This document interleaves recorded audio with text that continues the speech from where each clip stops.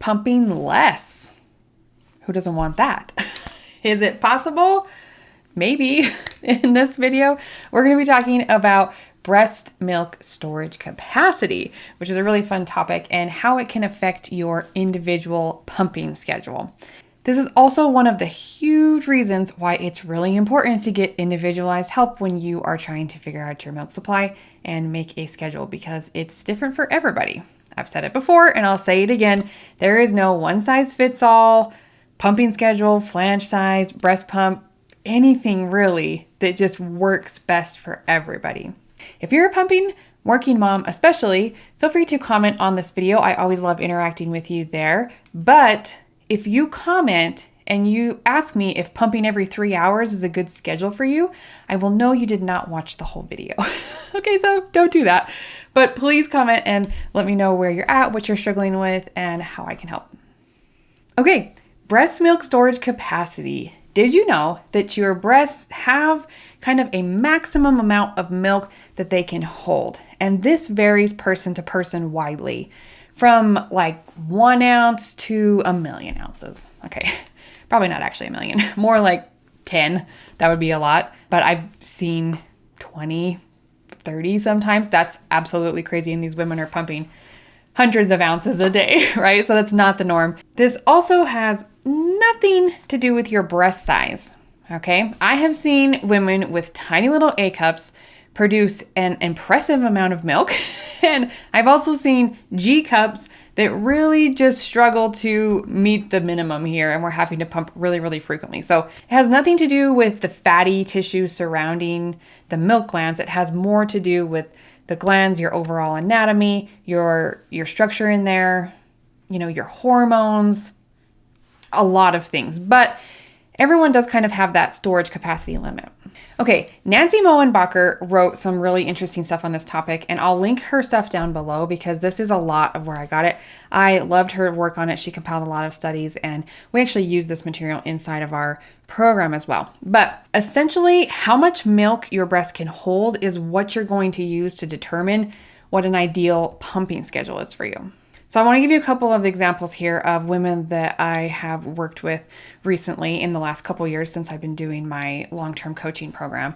I had one mother who had to pump every 2 hours to maintain her milk supply, including a couple times at night for the whole first year. And it was exhausting for her, and I'm so proud of her for doing it. She's incredible. She just had a really small storage capacity, so her breasts got full really quickly. I also had a mother in my program who was able to pump 4 times a day, and she made enough for her baby. Anytime she added in an extra one, 5, a fifth one, she'd end up saving milk in the freezer. She was on an 8 or 9 times a day schedule when she joined us and had an oversupply. Yeah, you do, because you have a huge breast milk storage capacity, and there's nothing special about either of these women. They didn't have any medical problems. Their births were fairly normal. Nothing that would affect their milk supply. These two are a perfect example of how the milk storage capacity just varied widely. So I've made another video on this before about pumping schedules that I found on Pinterest, and I'll link that up here and down below for you. But again, an every 3 hour schedule or a 200 minute a day rule, or it doesn't work for everybody. You have to adjust your schedule also based on what's happening with your milk supply. It can be complex, and trying to find your breast milk storage capacity is something that you can do on your own. But just know that this is one of the main reasons why I'll continue to say we just can't give like a Pinterest schedule of, here you go, this is what all moms need to do, or even like working moms, which is who I usually work with. Like, I get that you're away from your baby, 8 to 5 or whatever. I can't really just give you this like magical schedule and assume that it's going to work for you. Everyone is so individualized, which I totally realize is an annoying thing, that it's kind of a vague answer, but I don't know. At the end of the day, I think really understanding your own milk supply, how things work, can be really important. But I actually have a few thoughts here while you're trying to figure out your breast milk storage capacity and an effective pumping schedule for you, some things to keep in mind. I also want to be really clear before I start this little list here that you might be able to cut back on your pumping sessions and you might not. Okay, so I would love it if you could. And pumping more efficiently is going to help get you there. I actually think that might be one on the list. I don't know, but it's not possible for everyone. So I don't want to like get your hopes up and say you can pump less and totally make all the milk you need. You might be able to, but you also might not. So let's just talk about some things to keep in mind while you're trying to figure out what your magic number is. Number 1, full breasts make milk slower. Okay, so imagine trying to fill up a cup that's already halfway full, right? It doesn't take much and you can do it pretty quickly. Now imagine trying to fill up a cup that is empty, right? You're actually going to be putting more liquid in there and it's going to take you a little bit longer, right? So one of the biggest mistakes I see is mothers kind of waiting for their breasts to fill up before they empty them. And that's a really bad idea because if they're full, they're not making milk. So yeah, you might see a little bit more output in that session because you let them fill up, but overall, this can be a really bad thing for your milk supply because full breasts are not making milk. Those empty glands is what signals prolactin to go to your brain and say, make more milk. So don't be doing that in search for and being like, oh yeah, I can go 5 hours between pumping because I got this great output. Maybe, but I'm not sure it will be good in the long term. Okay, number 2, and I think I might have already mentioned this at the beginning going on a small tangent, but expression efficiency matters. Okay, so if you have a schedule set but you aren't emptying your breasts well, either with a baby or a pump, you can be doing either, you're likely going to have to be pumping more often. So this is common when I have moms that come to me and they're pumping, 8 or 9 times a day and still not quite making what their baby needs or their output is really low. I'm like, well, for one, let's kind of like figure out what your breast milk storage capacity is. What is an ideal schedule for you? But also if you can maximize efficiency, meaning that you're pumping more, you're getting more of the milk out that's already sitting there at every session, your breasts are more empty and they're going to make more milk. You also have more time that you can go while that happens. The efficiency that you're pumping really matters. So one way to pump less often is to pump more efficiently. Okay, number 3 is to track your milk supply. If you don't have data to work with, you're not really going to know what kind of change to make. Is this a positive change? Is this a negative change? And this is kind of a scenario that I see fairly often where people just kind of like throw spaghetti at the wall and maybe it makes a difference. But we don't know what happened or they, especially with that breast filling up, I'm gonna let my breast fill up. I'm gonna get more output. But then 4 or 5 days later, they're like, why is my output low? Like, I don't understand. Well, if we don't have any data to look at, it can be really hard. So there are some good apps out there to use. We have some spreadsheets that we use inside of our program for tracking and things like that. But I really encourage you to have data while you're trying to figure this out because it's going to be so much harder if you're just trying to keep it in your head and kind of assume what's happening. You can quickly get into hot water in this situation if you're not careful. So make sure you're tracking things.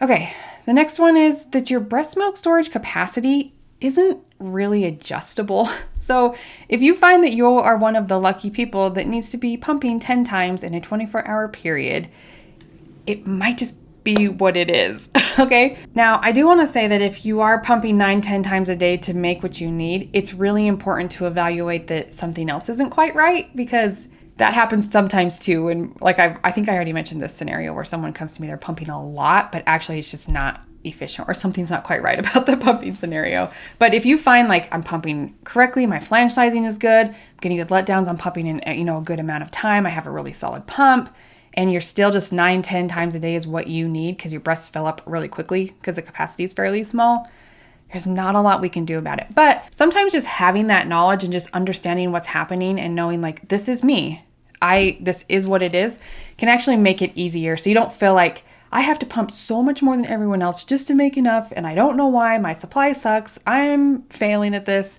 Sometimes just having the information can help it feel better. Like this is what I have to do and I have to do it. Now, storage capacity can vary a little bit pregnancy to pregnancy. So the more pregnancies you have, sometimes we see a little bit larger capacity. So it might be different in your next time. Maybe we can pump a little bit less. We can get away with a little bit less often, but that's just kind of the general idea there. Okay, number 5, I think it is. I always lose track in these videos. If you've been here before, and I hope you're subscribed if you're a pumping mom, because we are putting out videos every week on pumping, breast pump reviews, especially for working moms. That's who we mostly serve. But if you're a pumping mom, please subscribe so that we can see you every week. But where was I going with this? Oh, yes, number 5, I think. A schedule is not the only important thing about pumping. And I think this is a common misconception. This is probably one of the most common questions I get. You know, people are having milk supply problems and they're like, how do I adjust my schedule to fix this? You do have to express milk often to continue to make milk. So having a good schedule that works for you is really, really important. But it is not the only important thing. In fact, it's like the base of the pyramid. You know, it's like the place where we start. Nothing can replace frequent milk expression, but there are so many other things that we need to kind of build on that foundation to make sure things are going right. So don't place too much focus on your pumping schedule. There are so many other aspects of pumping that go into making this work effectively, especially long-term managing your milk supply. I'll put a bunch of other videos down below. Flange sizing, letdowns, finding a good pump, pumping techniques, pumping settings. It's a lot. Okay, number 6 is to understand the risks. Anytime you are intentionally messing with your milk supply, so let's say, you clicked on this video because you want to be pumping less. Who doesn't? Anytime you're doing that, you need to know the risks of doing that. And especially if you're doing it on your own, I just encourage you to be very careful in doing it slowly, very intentionally, tracking things, because what I don't want to see is you going after this video and being like, hey, I can pump less. Allison said so. And then you start pumping less and then you notice that your milk supply is dropping in the long run. Maybe it's good for a couple of days because your breasts are like super full. You have to know the risks of what you're getting into, if that makes sense. So just be cautious.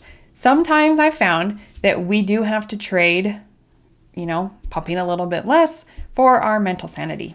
And there are so many aspects beyond just putting the pump on and getting milk out that go into making this experience not only effective, but enjoyable. I learn that again every day when I'm talking to you guys, when I'm working with you, that there's a lot that goes into pumping that's mental and emotional. And these things are important. And so sometimes we do end up sacrificing the schedule a little bit for the sake of something else, and which is fine with me. This is your life, your experience. You do kind of only get one shot at this. So I always want to make sure that you're getting the help and support and education that you need by being here, but just know the risks. And then the last one is vital, and that is to adjust as needed. Okay. If you find the point where your output suffers, you got to go back to the one right before it. Okay, so if you're cutting out pumping sessions and you're tracking it in a 24-hour period and you're saying like, I'm at 8 and now I'm down to 7 and then I did 6 and then I noticed that affected my overall milk output long term, you got to go back up. It just is what it is. Unless, you're also trying to tackle more than one thing at once, which I don't usually recommend unless you have the help of a professional who can kind of give you the best place to start for you. But try not to tackle more than one thing at once, because then you won't know what's working and what's not. If you're playing with your flange size and also messing with your schedule and things improve, how do you know what to do? So just be careful of doing more than one thing at a time. And like I said, unless you have the help of a professional who can kind of give you the quickest and easiest way to your goal. But adjust as you need. Be patient with yourself as you experiment with your breast milk storage capacity. I hope this was helpful and maybe a new way of thinking about pumping schedules, what they are, what they aren't, how they really are individualized to you, to your anatomy, to your milk supply, to your baby, to the combination of feeding that you're doing, breast versus pump, to what your actual goals are.